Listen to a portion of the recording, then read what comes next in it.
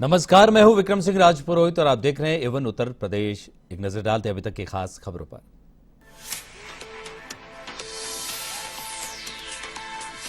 UP विधानसभा के budget सत्र में सीएम योगी का संबोधन। मुख्यमंत्री योगी आदित्यनाथ ने दिए सवालों के जवाब। विपक्ष पर लगा यूपी को बीमारू प्रदेश बनाने का आरोप।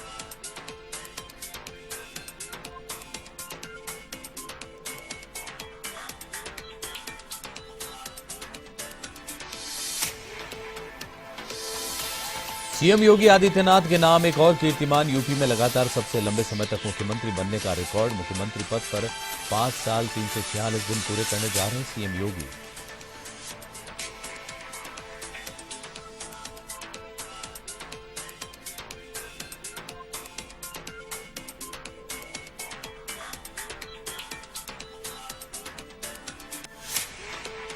उमेश पाल हत्याकांड के आरोपी अतीक अहमद पर कार्यवाही। प्रयागराज में किराए वाले घर को बुलडोजर से गिराया। घर से तलवार और असलहे बरामद।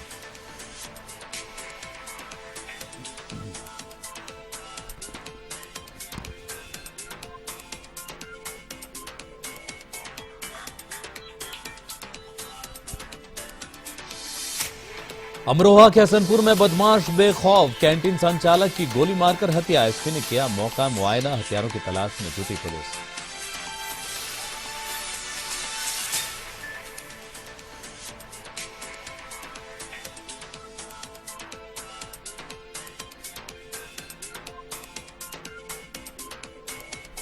जालौन में जीरो टॉलरेंस नीति के तहत कार्यवाही। अवैध खनन और परिवहन माफियाओं पर एक्शन। अपराध से अर्जित 4 करोड़ से अधिक की संपत्ति जब्त।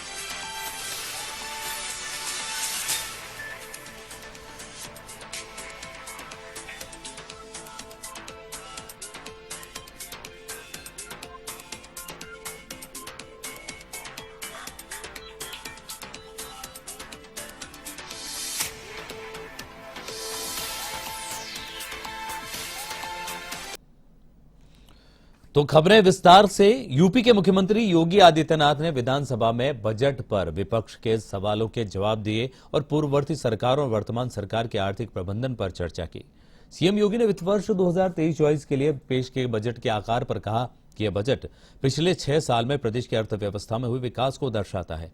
उन्होंने कहा कि 2017 से पहले बजट का आकार 3,40,000 करोड़ था, जबकि इस बार हमने 6,90,000 करोड़ रुपए का बजट पेश किया है। उन्होंने विधानसभा में नेता प्रतिपक्ष अखिलेश यादव की नामौजूदगी पर निशाना साधते हुए कहा कि हर समस्या के सामने 2 रास्ते होते हैं, एक निदान के लिए भाग लो या फिर समस्या देखकर ही भाग लो। जैसे अभी नेता प्रतिपक्ष की कुर्सी खाली है, वैसे ही प्रदेश की पूर्ववर्ती सरकार समस्याओं से अपना पीछा छुड़ाकर भाग लेती थी।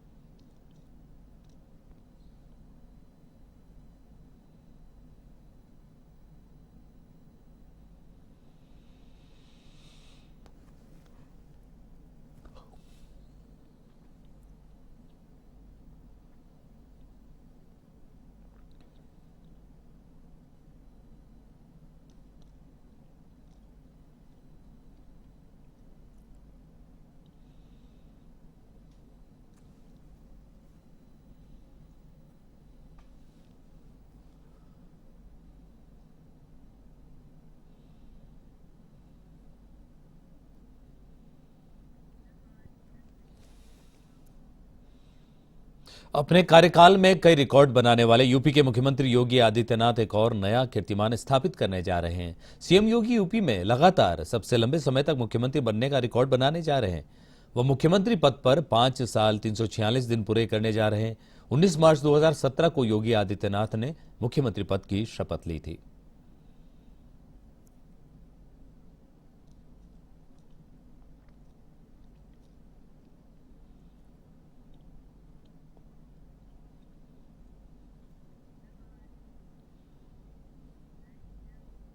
दिल्ली के डिप्टी सीएम मनीष सिसोदिया और सत्येंद्र जैन के इस्तीफे को लेकर राजनीतिक गलियारों में हलचल मची है। इस बीच उत्तर प्रदेश के मुख्यमंत्री योगी आदित्यनाथ ने निर्देश दिया कि कोई भी अपराधी प्रवृत्ति का व्यक्ति बख्शा नहीं जाएगा। वहीं आम आदमी पार्टी ने कड़ा रुख अपनाते हुए कहा कि निर्देश सही है, लेकिन सभी दलों और सभी पार्टियों में निर्देश जारी होना चाहिए। इसी को लेकर बीजेपी प्रवक्ता राकेश त्रिपाठी ने अपनी प्रतिक्रिया दी है। जिस तरह से आम आदमी पार्टी में कल 2 इस्तीफे हुए हैं, उसको लेकर कहीं ना कहीं एक बड़ा हंगामा मचा हुआ है। आज इन्हीं सब चर्चाओं के साथ हमारे साथ भारतीय जनता पार्टी के प्रवक्ता राकेश त्रिपाठी जी हैं। आइए उनसे बात करते हैं। सर, सबसे पहले A1 टीवी पे आपका बहुत बहुत स्वागत है। जी नमस्कार, धन्यवाद। सर, जिस तरीके से कल 2 इस्तीफे हुए हैं, उसके बाद अरविंद केजरीवाल का कहना है कि ये इस्तीफे जो हमने अपनी पार्टी से लिए हैं वो इसलिए लिए हैं कि आगे जो भारतीय जनता पार्टी में यदि कोई भी दागी व्यक्ति होगा तो हम उस पर खुल के कार्रवाई कर सकते हैं। तो इसको आप किस नजरिए से देखते हैं? देखिए, अरविंद केजरीवाल की आम आदमी पार्टी का गठन भ्रष्टाचार के विरोधी एक आंदोलन से हुआ था और उन्होंने ये बात बहुत दावे के साथ कही थी कि हमारी पार्टी में हम कैंडिडेट के सिलेक्शन से पहले ही एक इंटरनल लोकपाल बनाएंगे और उसके बारे में जांच करने के बाद उसको टिकट देंगे। लेकिन जैसे ही सत्ता मिली, सारे सिद्धांत, सारे दावे हवा में उड़ गए। एक उनका विधायक किस प्रकार से राशन कार्ड बनाते हुए पकड़ा गया, एक फर्जी मार्कशीट के साथ में उनका मंत्री पकड़ा गया, एक के बाद एक मंत्री उनकी जेल की सलाखों के पीछे जाने लगे। लेकिन नैतिकता का यह मापदंड उन्होंने ताक पर उठाकर रख दिया था। सत्येंद्र जैन पिछले 9 महीने से ज्यादा समय से तिहाड़ जेल में मसाज करवा रहे थे और तब इनको नैतिकता ध्यान में नहीं आ रही थी। अब जब संवैधानिक संकट खड़ा हो गया कि 18 विभागों के विभाग चला रहे उप मुख्यमंत्री मनीष सिसोदिया जेल की सलाखों के पीछे हैं, दिल्ली विधानसभा में बजट पेश करना है, बजट कैसे पेश किया जाए, जब यह संवैधानिक संकट उत्पन्न हो गया तब मजबूरी बस दिया गया इस्तीफे को। अब वो नैतिकता की चादर उड़ाने का प्रयास कर रहे हैं। लेकिन देश इस बात को समझ रहा है कि अरविंद केजरीवाल जी की बातों में कैसे दोहरापन है और इन सब बातों की जिम्मेदारी अरविंद केजरीवाल को स्वयं लेनी होगी। पंजाब में सरकार बनने के जितने कम रिकॉर्ड समय में उनका एक मंत्री स्वयं रंगे हाथों पकड़ा गया और उसको जेल की सलाखों के पीछे भेजना पड़ा, बर्खास्त करना पड़ा। यह इतिहास बना दिया। ऐसा स्ट्राइक रेट तो कांग्रेस का भी नहीं था। कांग्रेस भी स्ट्राइक रेट में भ्रष्टाचार के मामले में आज आम आदमी पार्टी से पीछे हो गई है और आम आदमी पार्टी के इन सारे भ्रष्टाचारों की स्वयं जिम्मेदारी लेते हुए अरविंद केजरीवाल को इस्तीफा देना चाहिए और तब वो नैतिकता की बात करेंगे तो निश्चित तौर पर उनकी बात सुनी जाएगी। अभी ये मजबूरी में लिए गए फैसले को वो नैतिकता का लबादा ना उड़ाएं। तो ये थे हमारे साथ भाजपा प्रवक्ता राकेश त्रिपाठी, जिन्होंने बताया कि जिस तरीके से बात नैतिकता की आम आदमी पार्टी करता हुआ नजर आ रहा है, तो भारतीय जनता पार्टी की अगर बात किया जाए तो उनका साफ कहना है कि ऐसा एक दिन आएगा कि कहीं ना कहीं जो अरविंद केजरीवाल को भी इस्तीफा देना पड़ सकता है। अब देखना ये होगा कि आने वाले समय में किस तरीके के हालात होते हैं और किस तरीके की चर्चाएं होती हैं। वीडियो जर्नलिस्ट सनोज शर्मा के साथ मैं जय त्रिपाठी, A1 टीवी, लखनऊ। लखनऊ में होली के त्योहार की तैयारियां तेज हो गई है। इसी को लेकर लखनऊ नगर निगम ने अहम बैठक आयोजित हुई, जिसमें निगम की सहभागिता और स्वच्छता अभियान पर विस्तृत चर्चा हुई। वहीं त्योहार को सुरक्षा और शांति से मनाए जाने पर मंथन हुआ।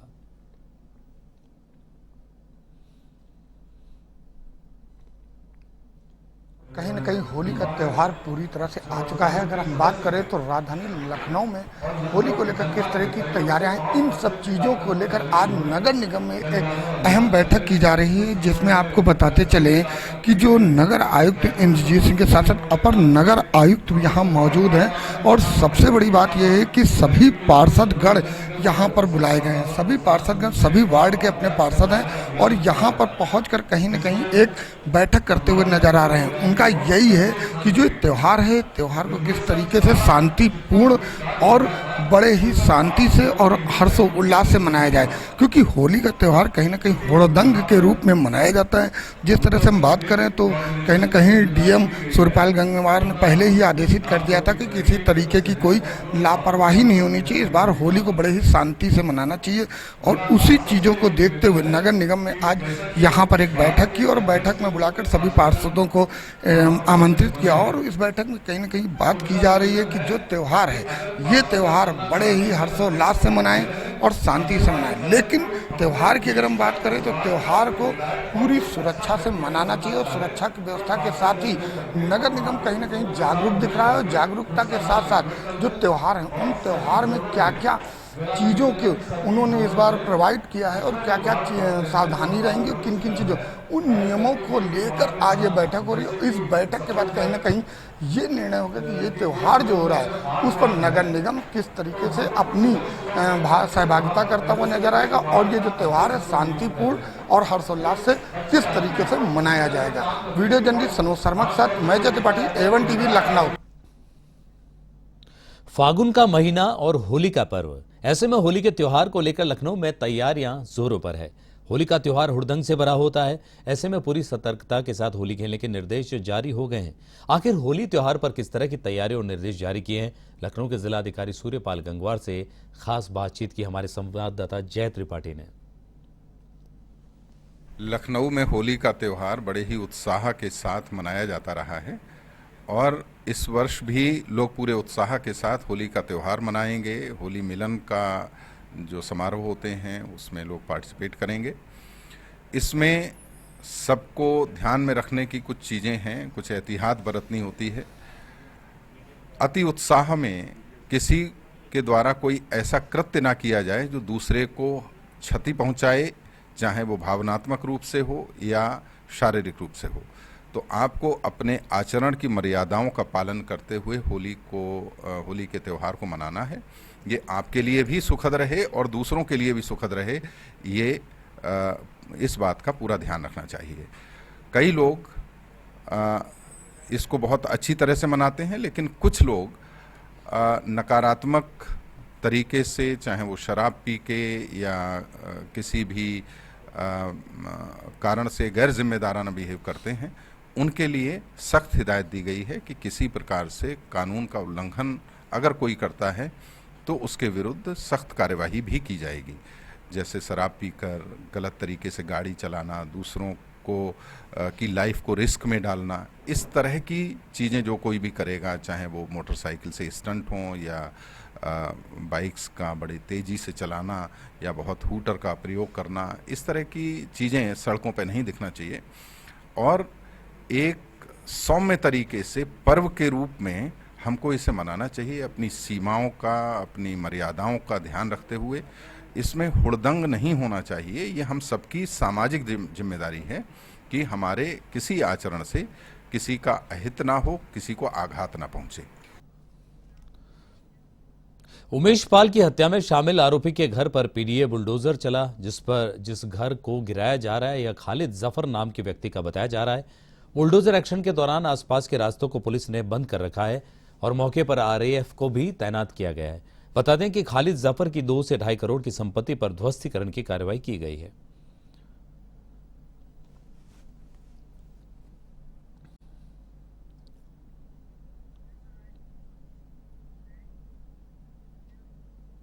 खबर उत्तर प्रदेश के गोंडा से, जहां पर केंद्रीय बजट के लाभ को जन जन तक पहुंचाने के लिए सरकार एक और बजट पर गोष्ठी का आयोजन कर रही है, तो वहीं दूसरी ओर अपनी सांसदों के माध्यम से जिला मुख्यालय पर प्रेस वार्ता का आयोजन कर बजट में गरीब, किसान, मजदूर, व्यापारियों सहित विकास के लिए क्या क्या प्रावधान किए गए हैं, जो भाजपा सांसद द्वारा बखूबी बताया जा रहा है। केंद्र सरकार द्वारा पारित अमृतकाल का पहला बजट और इसकी खूबियों और फायदों को बताने के लिए गोंडा सांसद कीर्तिवर्धन सिंह ने भाजपा कार्यालय पर प्रेस कॉन्फ्रेंस की। उन्होंने कहा कि केंद्र सरकार का यह बजट बहुउपयोगी है और बहुआयामी भी है।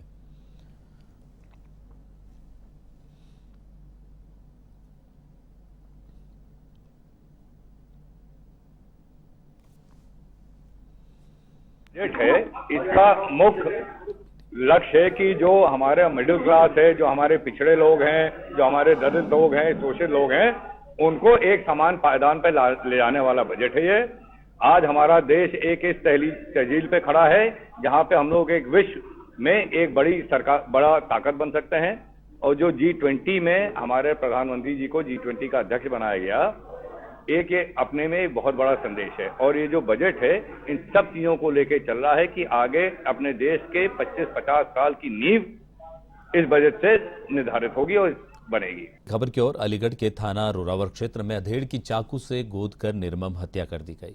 मंगलवार की देर शाम को गोश्त वाली गली में नूर हसन उर्फ कुलिया अपने दोस्तों के साथ शराब पार्टी कर रहा था। इसी दौरान उनके बीच विवाद हो गया, जिसमें नूर हसन के दोस्तों ने चाकू गोदकर हत्या कर दी। वहीं परिजनों ने पुलिस पर देरी से आने का आरोप लगाते हुए जमकर हंगामा किया। मौके पर पहुंची पुलिस ने शव को कब्जे में लेकर पोस्टमार्टम के लिए भेज दिया।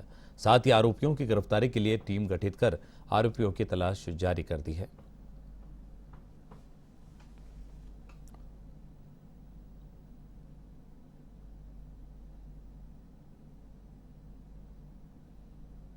ये थाना क्षेत्र रोरावर के अंतर्गत दोस्त वाली गली में 3 दोस्त आपस में शराब का सेवन कर रहे थे। शरीक, उल्ला और नूर हसन और कुलिया। इसमें से वाद विवाद होने के कारण से नूर हसन और कुलिया को शाकिर और उसके दोस्त उल्ला ने चाकू मार दिया है, जिसमें उसकी मृत्यु हो गई है। तत्काल वैधानिक कार्रवाई प्रचलित करते हुए 3 टीमें बनाई गई हैं। गिरफ्तारी के प्रयास जारी हैं। शीघ्र ही हम इसमें गिरफ्तारी भी करेंगे और आवश्यक विधिक कार्रवाई की जाएगी। खबर उत्तर प्रदेश के अमरोहा जनपद के हसनपुर कोतवाली क्षेत्र के अंतर्गत आने वाले चीनी मिल के पास कैंटीन संचालक ताहिर की गोली मारकर हत्या का मामला सामने आया है। रात में कैंटीन बंद करके अपने घर जा रहा था, तभी से लापता था। पूरे मामले में एसपी अमरोहा ने मौका मुआयना किया है। शव को कब्जे में लेकर पोस्टमार्टम को भेजा गया है।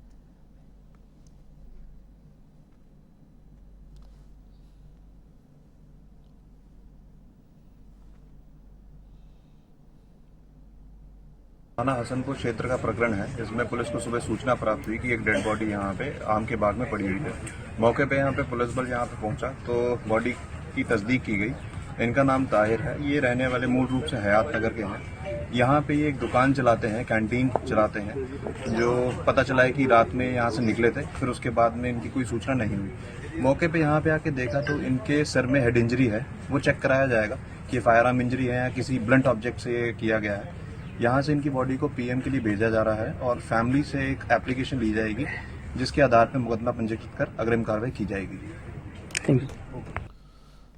उत्तर प्रदेश के जनपद महोबा में हुई चोरी की घटना को लेकर पुलिस ने चोरों को चंद घंटों में पकड़ा। एसपी अपर्णा गुप्ता द्वारा मौका स्थल पर पहुंचकर जायजा लिया गया और 4 लोगों को गिरफ्तार कर जेल भेजा गया। वहीं एसपी द्वारा घटना का सफल खुलासा करने पर पुलिस टीम को उत्साहवर्धन के लिए 25,000 इनाम की घोषणा भी की गई।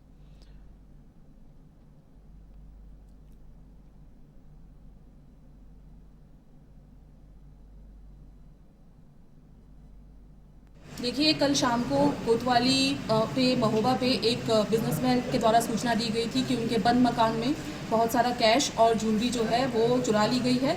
इसको बहुत ही ज़्यादा गंभीरता से मेरे द्वारा लिया गया था। मैंने मौके को खुद विजिट किया था अन्य उच्चाधिकारियों के साथ और वहीं पर हमने सर्वेलेंस को भी बुला लिया था।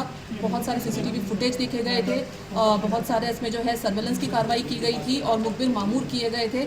इसी के आधार पर बहुत कम समय में 24 घंटे से भी पहले हमें इसमें सफलता हाथ लगी है। एक गैंग हमने इसमें पकड़ा है जिसके पास से हमें 92 लाख का कैश मिला है।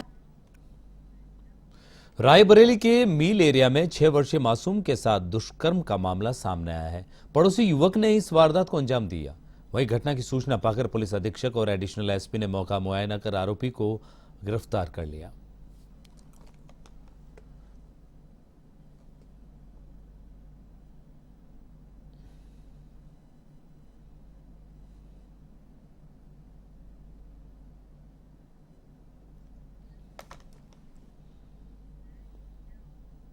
योगी सरकार की जीरो टॉलरेंस नीति के तहत खनन और लोकेशन माफियाओं पर बड़ी कार्रवाई देखने को मिल रही है। जालौन में गैंगस्टर एक्ट के 7 आरोपियों की अपराध से अर्जित की गई 4 करोड़ से अधिक की संपत्ति जब्त की गई और 9 ट्रकों समेत 4 करोड़ रुपए की संपत्ति का जब्तीकरण किया गया। बता दें कि माफिया यूपी और मध्य प्रदेश की सीमा पर अवैध खनन और अवैध परिवहन में लिप्त थे। वहीं राजस्थान और यूपी के अलग अलग जिलों के 9 डंपर ट्रकों को सीज किया गया।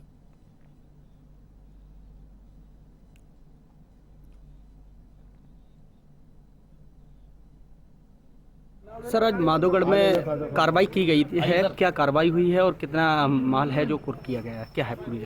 ये देखिए, जिस थाने में और तहसील में आप हैं, ये माधोगढ़ थाना क्षेत्र है, माधोगढ़ तहसील है।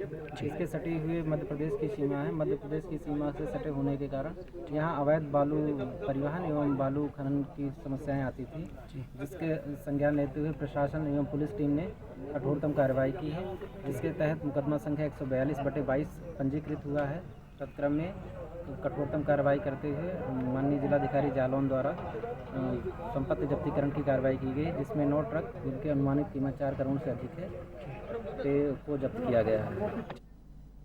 राजधानी लखनऊ के थाना इंदिरा नगर क्षेत्र में कुकरेल पिकनिक स्पॉट है, जहां पर कुकरेल का घना जंगल भी है। अचानक से वहां भीषण आग लग गई और आग को बढ़ते हुए देख वहां हड़कंप मच गया।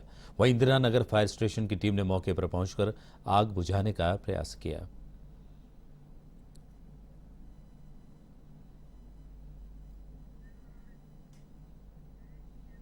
लखनऊ के केसरबाग बस अड्डा चौराहे पर सड़क धंस गई और सड़क धंसने से वाहनों को गिरने का खतरा बना हुआ है। 24 घंटे चलने वाली सड़क पर हल्के व भारी वाहन निकलते हैं। बता दें कि सिटी स्टेशन से केसरबाग तक की सड़कों का बुरा हाल है और लोगों को काफी दिक्कतें हो रही है।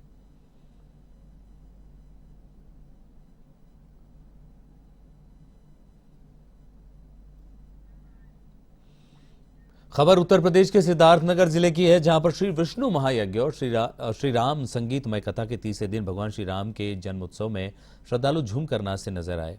गोलहोरा थाना क्षेत्र के ग्राम अतरम में 26 फरवरी से श्री विष्णु महायज्ञ की श्री राम संगीत में कथा चल रही है, जहां कथावाचक श्री राम कुमार जी महाराज के मुखारविंद से भक्तगण कथा श्रवण कर रहे हैं। यह कथा 6 मार्च तक चलेगी और पूर्णाहुति के साथ साथ विशाल भंडारा का भी आयोजन किया जाएगा।